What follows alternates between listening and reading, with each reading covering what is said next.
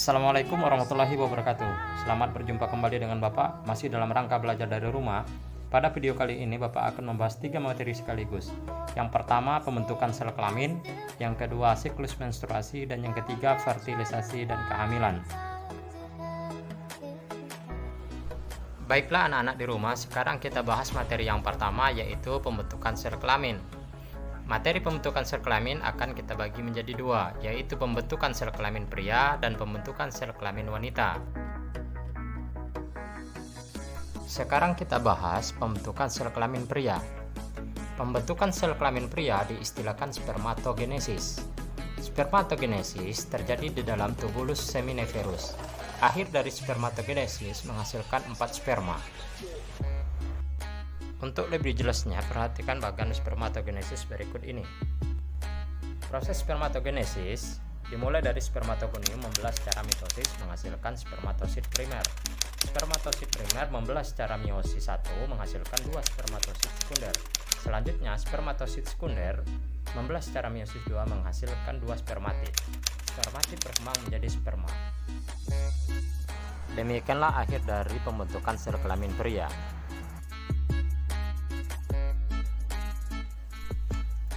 Selanjutnya kita bahas pembentukan sel kelamin wanita.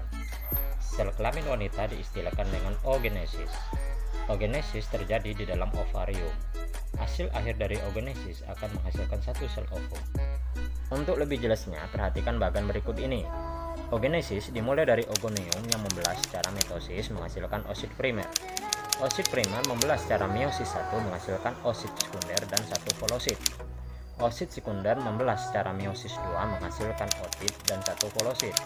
Sementara itu, polosit hasil pembelahan oosit primer tadi membelah menjadi 2. Berikutnya, ootit berkembang menjadi ovum. Demikianlah proses pembentukan sel kelamin pada wanita. Setelah kita tadi membahas proses pembentukan sel kelamin, berikutnya kita akan bahas siklus menstruasi. Bicara soal menstruasi, ini tentu tidak asing lagi bagi anak-anak yang perempuan, karena anak-anak perempuan setelah dewasa dia akan mengalami menstruasi setiap bulannya. Namun, kebanyakan wanita tidak mengetahui apa yang terjadi sebenarnya dalam proses menstruasi tersebut. Sebenarnya dalam satu siklus menstruasi, tubuh perempuan mengalami 3 siklus. Yang pertama siklus ovarium, yang kedua siklus hormon, dan yang ketiga adalah siklus uterus. Lalu bagaimana dengan fase menstruasi? Fase menstruasi ada 3. Yang pertama fase menstruasi, yang kedua fase proliferasi, dan yang ketiga adalah fase sekretori. Berikut kita bahas fase menstruasi satu persatu. Fase yang pertama yaitu fase menstruasi, dimulai dari hari 0 sampai hari kelima. Pada fase ini dinding rahim meluru yang disebabkan rendahnya hormon estrogen dan progesteron. Pada fase ini juga folikel mulai berkembang yang dipicu oleh hormon FSH. Folikel menghasilkan hormon estrogen dan progesteron. Keluarnya hormon estrogen dan progesteron akan memicu menebalnya dinding rahim. Menebalnya dinding rahim memasuki fase proliferasi. Fase proliferasi berlangsung dari hari ke-5 sampai hari ke-14.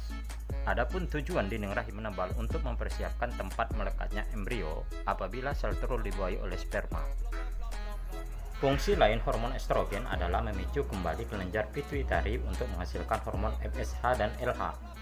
Hormon LH terus diproduksi dan meningkat secara mendadak. Peningkatan hormon LH akan memicu pengeluaran sel telur dari folikel yang telah matang. Proses ini disebut ovulasi. Fase yang ketiga yaitu fase sekretori. Folikel yang telah dilepaskan sel telur akan berubah menjadi corpus luteum. Sel telur yang telah diovulasikan akan ditangkap oleh fibrinae dan akan bergerak menuju tuba Fallopi. Jika pada saat itu sel telur tidak dibuahi oleh sperma, tidak terjadi fertilisasi, maka akan dikirimkan sinyal tertentu pada corpus luteum untuk tidak memproduksi hormon estrogen dan progesteron lagi. Menurunnya kadar hormon estrogen dan progesteron memicu untuk dinding rahim kembali meluru, maka fase ini akan berulang kembali ke fase menstruasi. Demikianlah proses menstruasi. Setelah tadi kita membahas siklus menstruasi, berarti kita masuk materi yang terakhir yaitu fertilisasi dan proses kehamilan.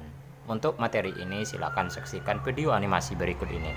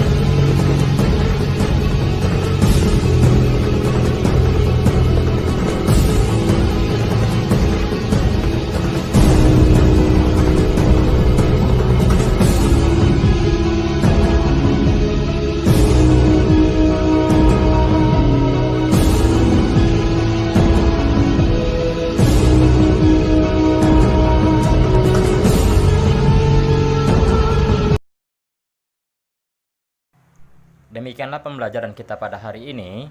Jangan lupa kerjakan tugas berikut ini. Assalamualaikum warahmatullahi wabarakatuh.